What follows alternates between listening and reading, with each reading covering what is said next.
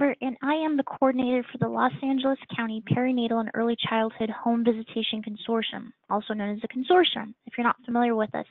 We're a network of organizations throughout the county, including home visitation programs, maternal and child health nonprofits, and advocacy groups among county government departments and philanthropic funders. Now, we aren't working on behalf of any one model or program, but are trying to support all home visiting programs in the county that support moms and kids. So some of our goals relate to supporting the training needs of home visitors, help foster collaboration among home visiting programs, and improving referral pathways, both for home visiting and from home visiting programs to other services in the county. Now, within the consortium is the Referrals Work Group, which is responsible to building these referral pathways among programs. And thanks to this work group, we were able to have this opportunity. Now, the consortium has identified childcare as a training need and a referral barrier based on various surveys we've done with the home visitors. So that's why we're having this event today.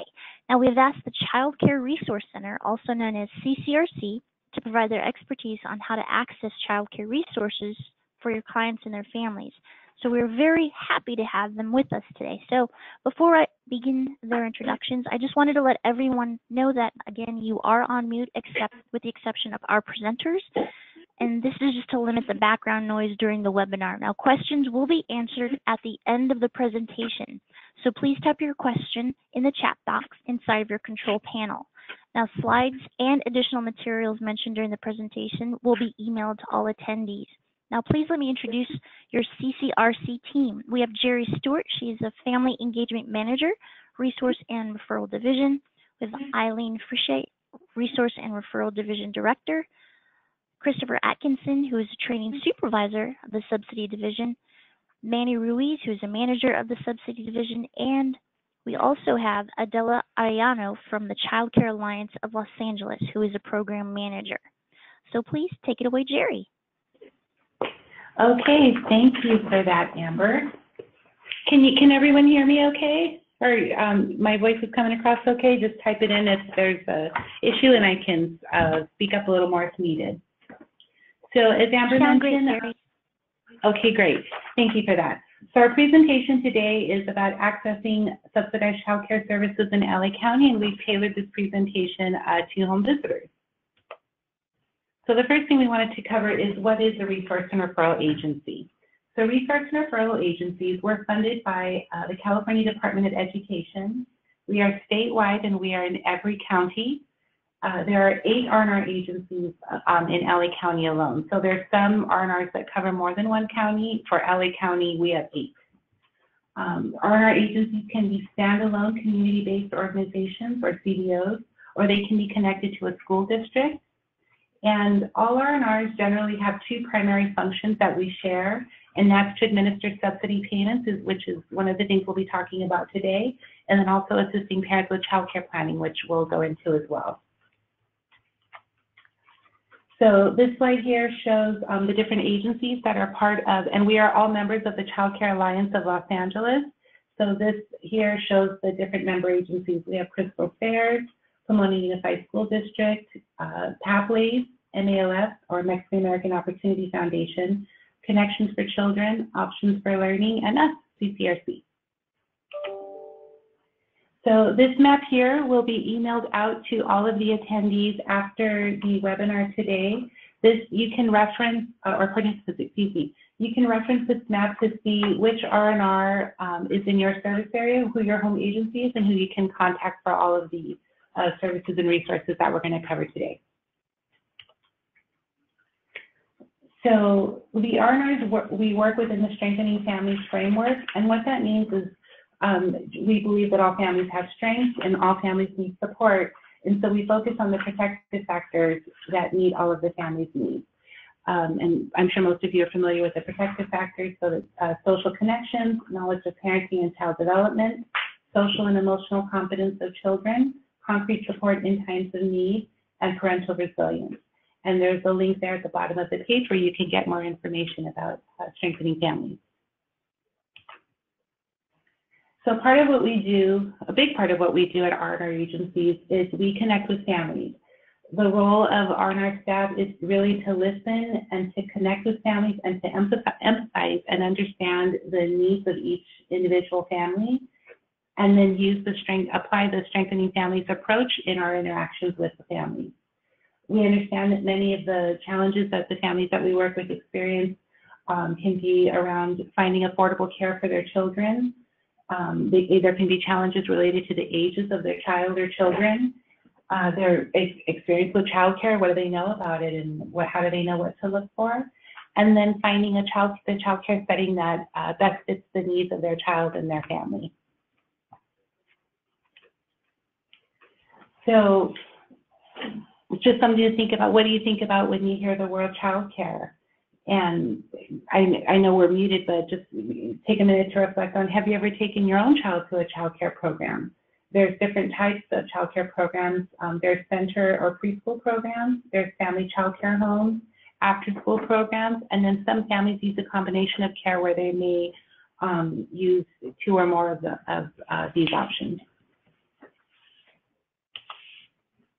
So here we have some pictures to show you, just to give you an idea of what the different childcare options look like. This is a picture of a family childcare home. So you can see this looks kind of like a bedroom. There's some cribs for infants to sleep in, and then items around for the children to play with. Here you can see in a family childcare home, what's important to look for. One of the things is that it should be a part of the environment in which the family lives in. So it shouldn't be a separate space like someone converts a garage to an environment for children. It should really be a part of the home environment. So here you can see there's couches on either end, and then there's an area for the children to play. Here's a picture of an outdoor environment of a family child care center. So you can see it's set up for the children to play, but then in the background there you can see some seating for adults that it's used for both. And then here is pictures of a child care setting. You can see the difference from the home setting where it's more of a bedroom, where this is an actual classroom with defined areas and not so homey. Difference in the outdoor playground. Here's a child care center playground with a big outdoor covered structure. And then we have licensing exempt care, which we also reference as family friend and neighbor care. So this is generally a caregiver who takes care of children who, maybe I'm taking care of my sister's kids or my grandchildren or the neighbor's children, but I don't, because of the type of care that I'm providing, I'm not required to meet the community care licensing requirements. So part of what we do at R&Rs is we help families plan for their child care needs. We speak with families to help them find child care that best meets their needs, and we do this over the phone during phone calls. We conduct in-person meetings with parents. We deliver online referrals, and then we also provide online information about choosing child care, and we can provide that information via email as well.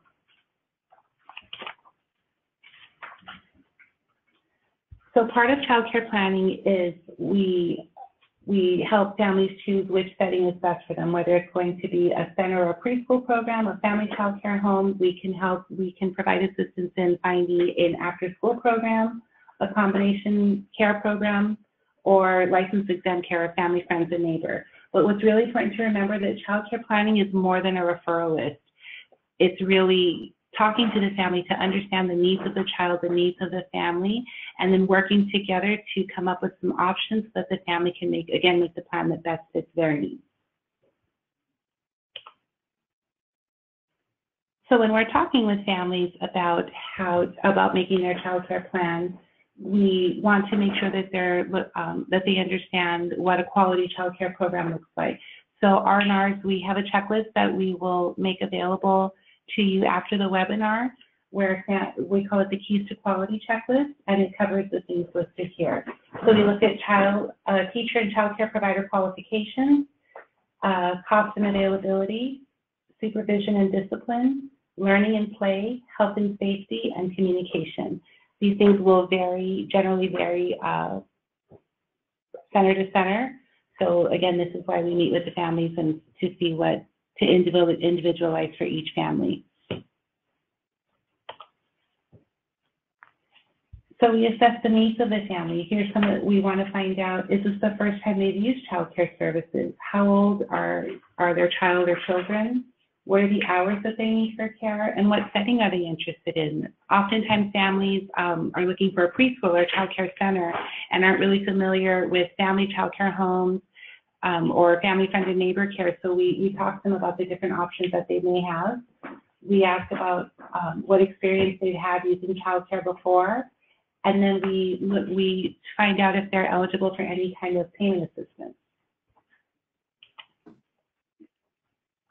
We also provide information on child development or parenting based on that family's needs.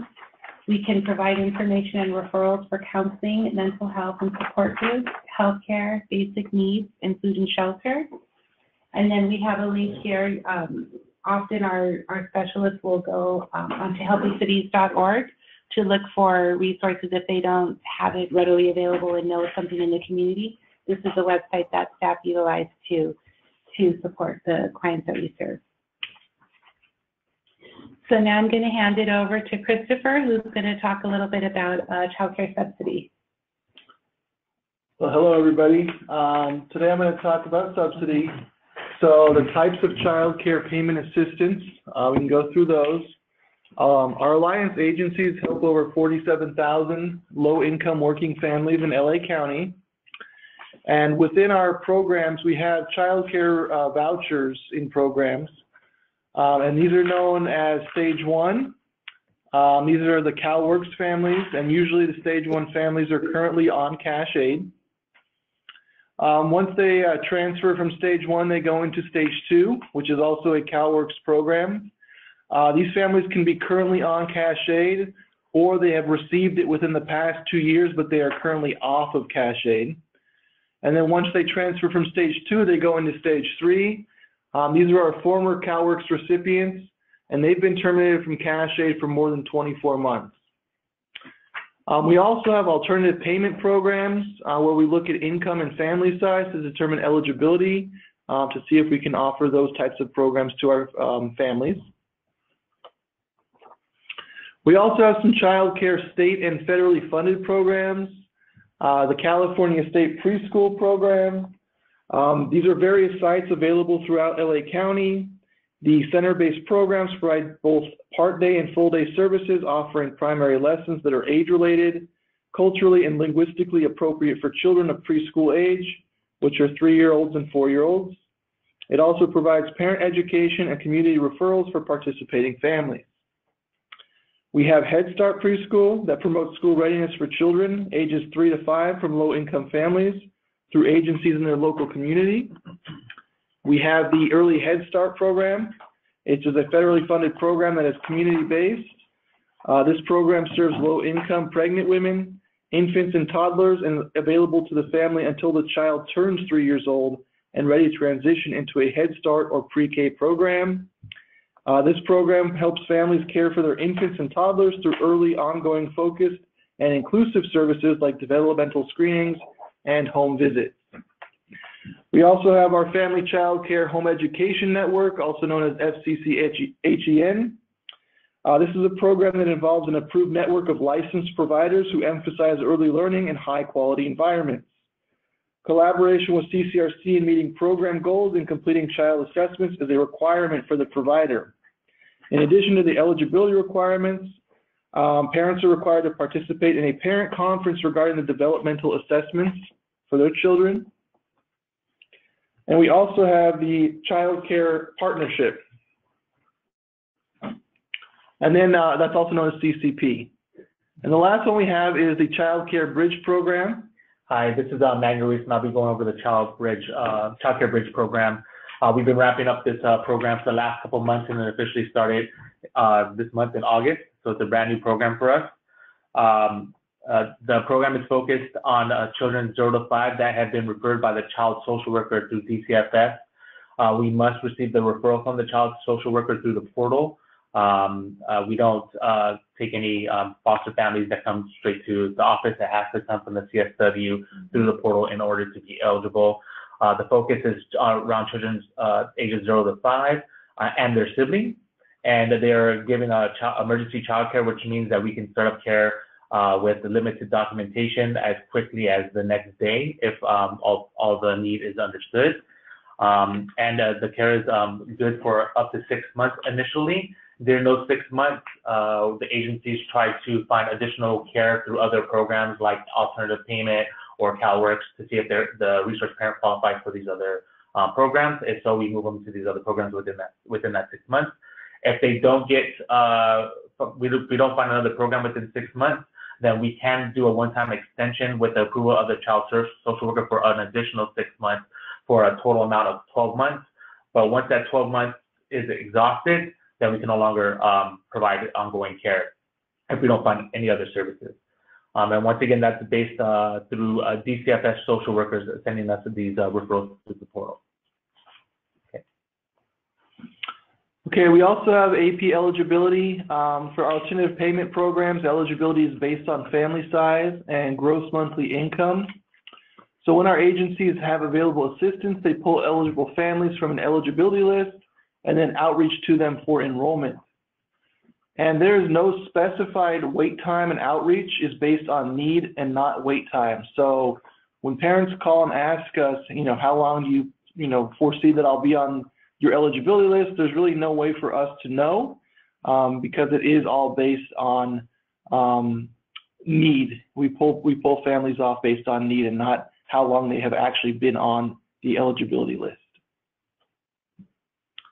And here we have our official income amounts for our family sizes in the CDE programs. So as you can see, a family size of 1 to 2 could have a monthly income of $3,283 or a yearly income of $39,396. And it follows a family size up until 12 family members. And many may be eligible, however, not all are served. So that's an important thing we have to realize. So these next two slides here, this is a handout that will be made available to you all after the PowerPoint, or after the presentation, excuse me. This is something that CCRC created that explains how subsidized childcare works, the different funding streams, and how it works. So this will be emailed out after. I know it's probably hard to see and it's probably really small on your computer screen, but it's a nice double-sided handout and it's available in English and Spanish.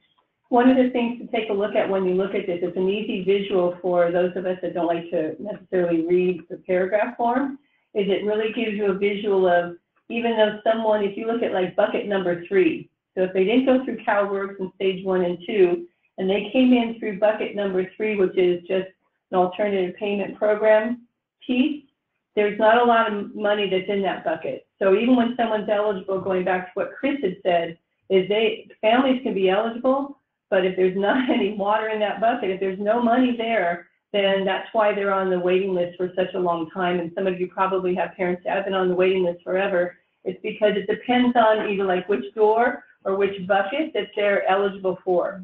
So the goal is to get them to as many of those buckets on the eligibility form, whether it's say preschool or Head Start.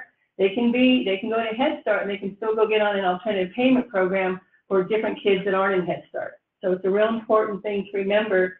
Each one of those has different guidelines, and they want to get on the eligibility list for as many as possible. Once they're on it, then they'll get taken off the other ones. And it's important if there's a change in the family, correct? If there's a change in family size or income, anything like that, they would need to update their application for the eligibility list because that will impact their ranking as well, correct? Correct. So if they don't update, then we wouldn't be able to, like if they have lower income, then they would actually be called in quicker. Yeah. And so we should go to that, correct.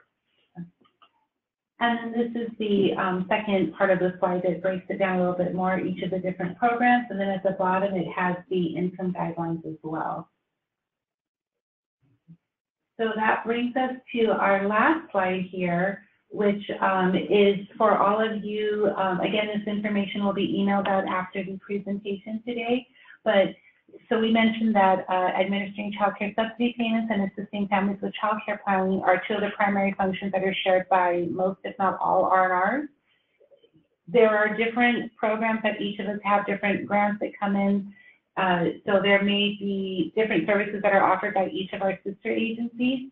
And this slide here corresponds with the map that we showed earlier. So for some of the R&Rs, it may just say to contact the R&R department because we have a team of specialists that are readily available to assist callers or clients that walk in. And then some agencies, you can see they have a name of a person that you would contact. And then it's got each R&R agency's website and the link for online referrals. So at this time, we're going to open it up to any questions that you... Great. Yeah. No, sorry to interrupt. Thank you so much for your presentation. We do have a few questions that have come up in the chat box. First, from Christina Boatwright. Will your presentation describe the process for parents to apply for subsidies and also the wait time between application submissions to when parents can begin to receive the subsidy? If not, do you have information that you can share on this? Want me to answer? Sure. So yeah, it depends on the subsidy program they're applying for. For instance, certain parents are eligible for our CalWorks programs. In order to be eligible for CalWorks, the parent has to have received cash aid for themselves in order to be eligible for CalWorks. If we get a request for CalWorks Stage 1, for instance, then when we get the last document we need from the family to do the eligibility, we have 4 days to process that child care request and approve the child care. And that's an entitlement program, so it's something that there is no wait list for. There's also no wait list for our CalWorks Stage 2 program. Parents come in, once they turn in all the paperwork, we would be able to enroll them fairly quickly as long as they turn in the paperwork fairly quickly. Our CalWorks Stage 3 program is a little bit different, which means that parents can't go directly into Stage 3. They must be transferred from either Stage 1 or Stage 2 into Stage 3 to be eligible for that program. If a parent has been on cash aid, let's say they've been terminated from cash aid for more than 24 months, and they don't currently have services, they can't apply for our Stage 3 program. They have to have been transferred from Stage 1 or Stage 2 into the Stage 3 program. As far as our alternative payment program, that is a capped program, and we only have limited funding for that program. That program is open to all low-income families, whether documented or undocumented. And so, unfortunately, though, it is capped, so there is a wait list, and it's really, as people leave the program, is usually when we can enroll them into that program. And we've had families on that list that have been on there for years. So it really depends on where they are with our ranking, because the people that are on that list, it's not first in, first out, it's by ranking system. So if we're gonna do enrollments, the families ranked at 0 through 2 or 3 would be called in before families ranked higher, and those families would have a higher family size and lower income.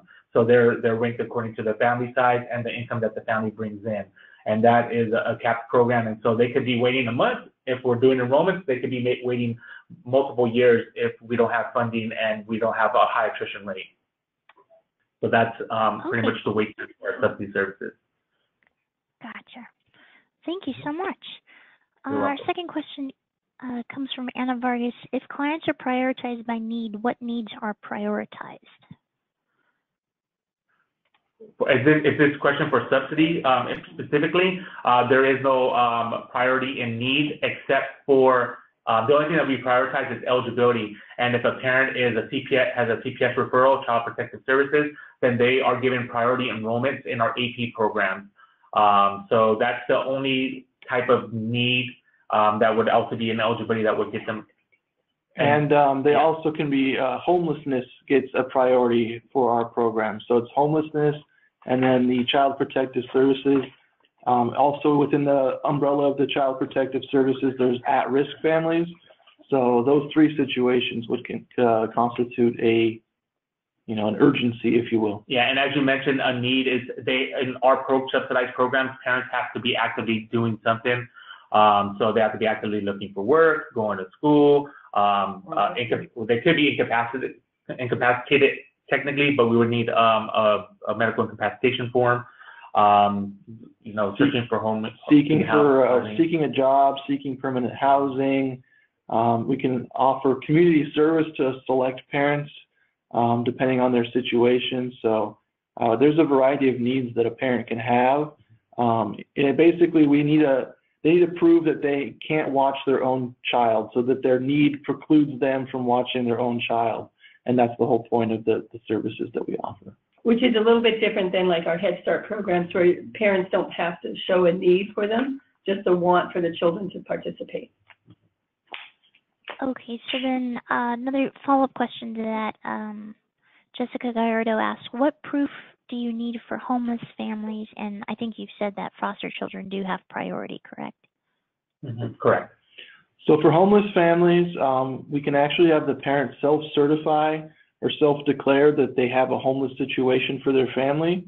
However, if they are staying in an emergency or temporary shelter that provides services to homeless families, then if we can get documentation from that shelter showing, that they've been enrolled in that shelter and that they have participatory requirements for the shelter, then we can use that as, evidence that they are in the emergency type situation of being homeless, and that would, lend them to being called as a priority from the wait list. Okay, gotcha. Okay, thank you. There have been a few questions coming up with respect to undocumented families. Are there programs that they're eligible for? If not, can the parents apply for subsidies, or is there an alternative payment plan? So as far as our subsidized, sorry, go ahead. Oh no, and another follow-up was, if they work, and can they receive cash only and no pay stubs, or how do they show proof of income?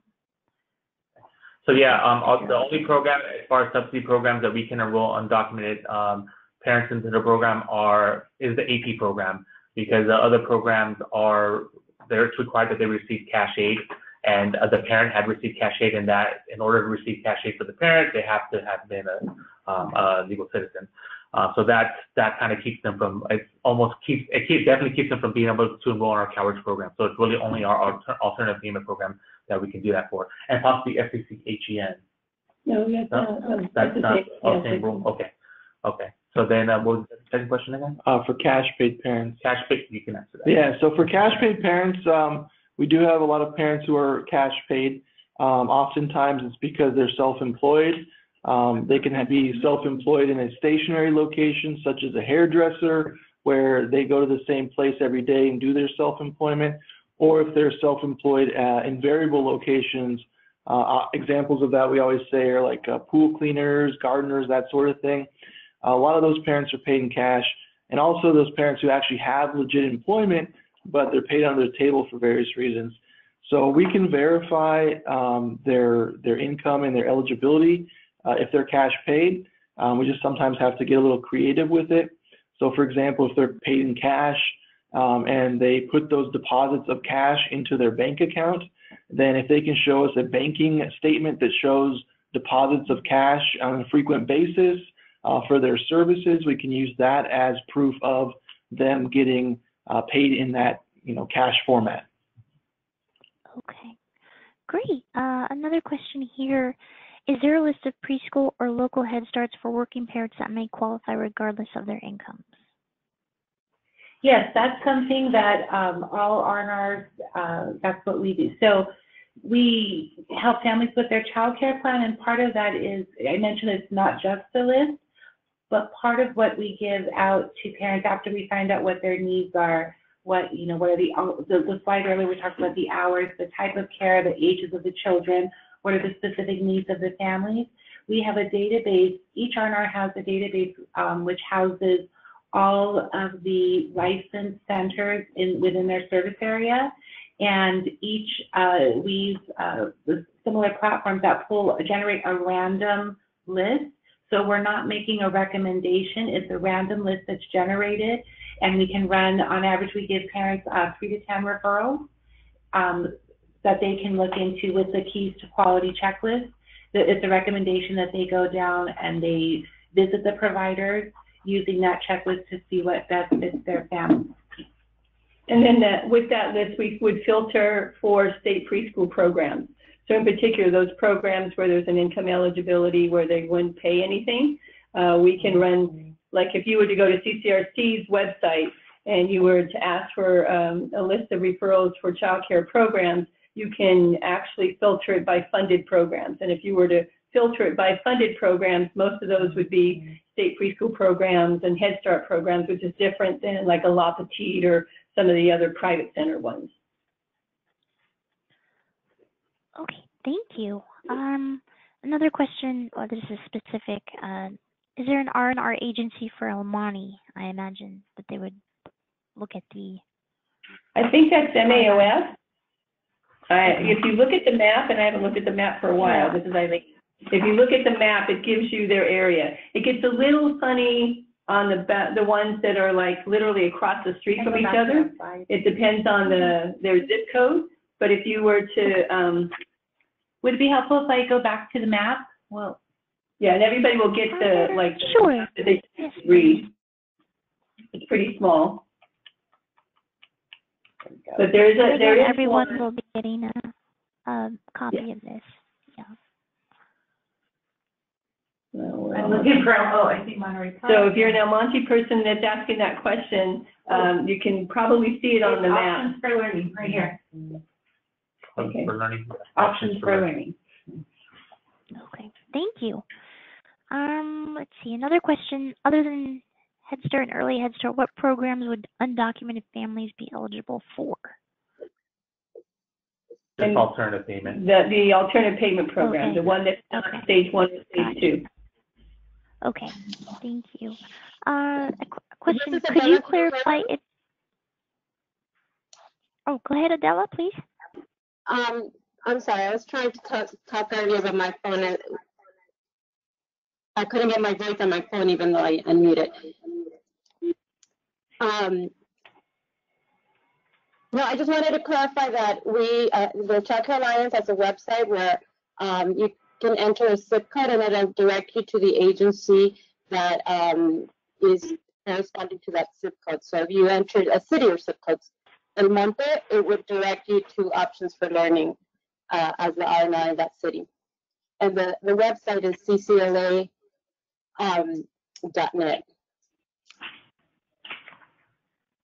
Great, thank you so much. Another question, could you clarify if the DCFS Child Care Bridge program covers child care for foster families as well as foster youth? What kinds of reasons are accepted for needing child care through the bridge? My understanding is for, initially it was for any resource parents who would not otherwise be able to accept a child in the household that they needed this care. So child care was needed in order for them to accept the child. But as far as all other criteria, it's really the child social worker that needs to be that needs to make that decision and then provides a referral to us. But it is focused on children 0 to 5 and their siblings. Great, thank you. Another question, stage 1 through 3 only applies for families where the adult parent also receives cash assistance, correct? Correct. Okay. Also, what has received it within the last 24 months. Yeah, so they had to receive it within the last 24 months cash aid. I apologize. Yeah. Oh, thank you. Okay, another question. What can we do if an undocumented family is denied alternative payments based on her immigration status? We have a family that was told they did not meet criteria because of the immigration status. Can you repeat that question? I don't think I got the whole. Sure. What can we do if an undocumented family is denied alternative payments based on her immigration status? There's an appeal process that they have. So if they get a denial, they should be getting a notice saying that they were denied services. Once they get that denial, if they said it was because of their immigration status, they have a right to appeal that denial, and they will have a local appeal hearing. And if they're denied there, then it will go to the state, and the state would be able to make a final determination on whether or not they're eligible for the program. But there's an actual appeal process. Okay, great. Forgive me, let me see if this might be repetitive. Do parents need to be working or going to school in order to be eligible for services? Yes. Correct? Those are two of the 5 different needs, yeah. Right, yeah, okay. And is the EHS program free for parents or do they charge fees? EHS. The early Head Start programs, they don't, Yes. there isn't fees for the, Head Start's not allowed to charge fees. So there's Head Start programs and early Head Start programs. And there's the early Head Start partnership program also. So sometimes parents might be receiving subsidy payments and in an early Head Start partnership program where we work in the community with like family child care providers and we do Head Start services at their home, but a parent may be receiving the payment for the child care from a subsidy point. If they're in a regular Head Start program or a center-based early Head Start program, there's no fees for those pieces of it. And again, for those Head Start programs, there's not a need like there is in the subsidy program. You don't have to be going to school or work. Great, thank you so much.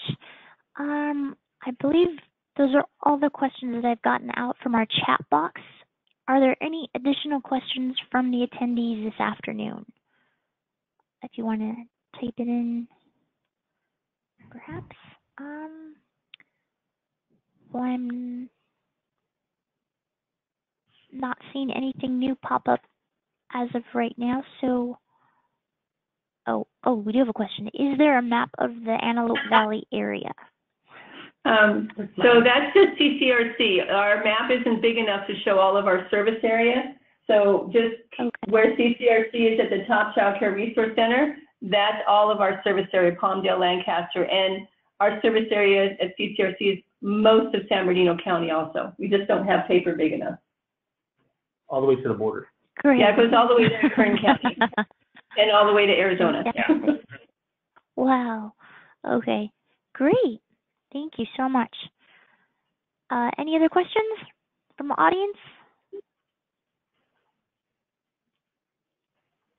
Okay, I think that's it. Well, I just wanted to say thank you to CCRC and the Child Care Alliance of Los Angeles for helping us out today with your expertise. Many cheers and applause to you. To everyone, the attendees, thank you for attending. Thank you to the Referrals Work Group. This is just a reminder that the slides will be available along with the handouts and the maps that our experts mentioned in the presentation today, along with a link to the webinar recording on the consortium's website. If you have any follow-up questions, please feel free to email me. Again, this is Amber, the coordinator for the consortium. And thanks to Michaela, again, for your help as well. And everyone, have a great day. Thank you so much. I think we'll add something. I think Adele is still on the phone. Sure. When we hand out, we'll hand out the information for the Child Care Alliance, what she spoke about, which is the one where you go to their website and you put in your zip code. We can get that information to you too to send out to everybody. Okay, perfect. Thank you. Okay, perfect. Thank you.